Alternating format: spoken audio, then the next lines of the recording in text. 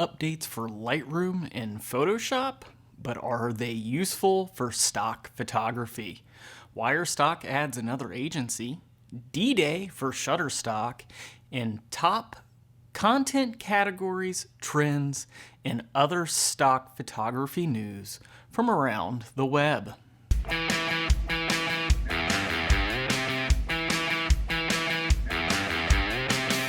Welcome back to the fourth episode of Hot Shoe News. I'm your host, Dustin Hall, and this is some of the stock photography news from the month of June.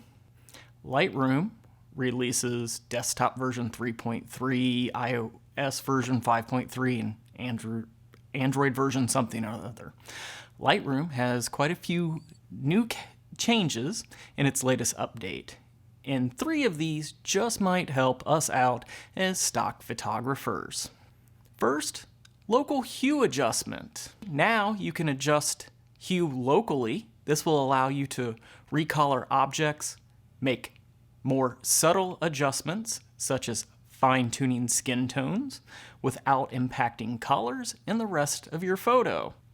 I don't see myself using this a ton, but it's a great tool to have.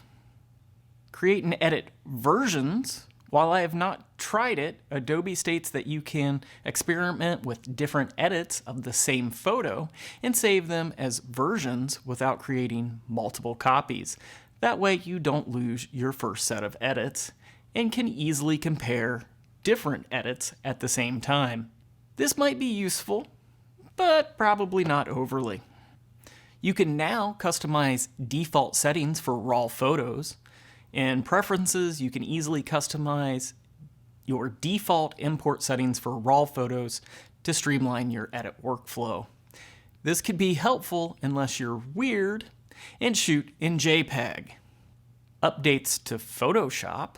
Version 21.2 also had a ton of updates, and the 3 that may or may not be useful to you as a stock photographer: better, faster portrait selection, Adobe Camera Raw improvements.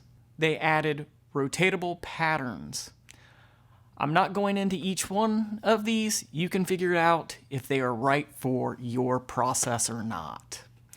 BlackBox wants you to please process clips promptly, stating unprocessed clips can remain in your BlackBox workspace or curation areas for a maximum of 1 month only. Shutterstock's D-Day. June 15th was to be D-Day, organized by the newly formed Stock Submitters Coalition group on Facebook.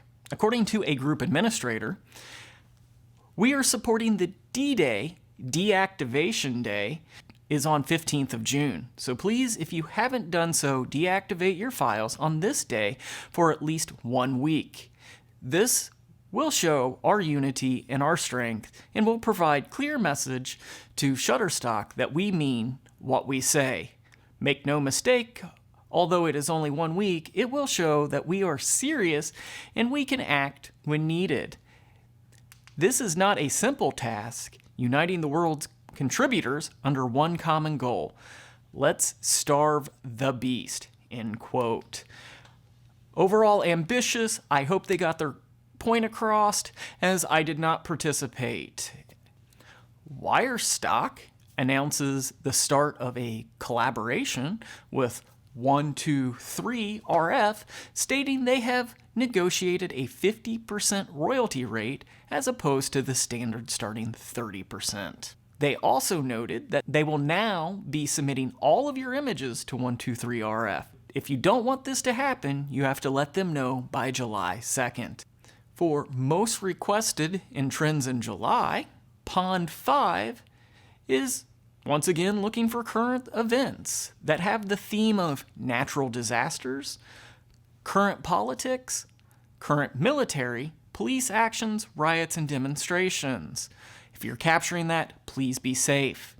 Also, they're looking for scenarios and themes in education, not limited to, but including but not limited to teachers and students interacting, graduation, empathy, classrooms and libraries, and campus life.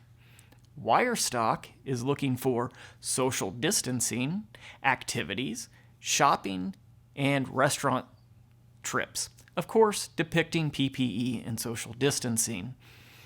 They're also looking for the outdoors and frontline workers.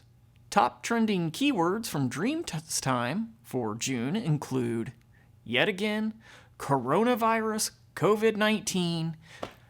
They also included technology, yoga, internet, businesses, soccer, employee break rooms. I'm assuming they're wanting to see mask and social distancing, lab research, and my favorite, bikini models. That's right, I don't make this up. I just report the news.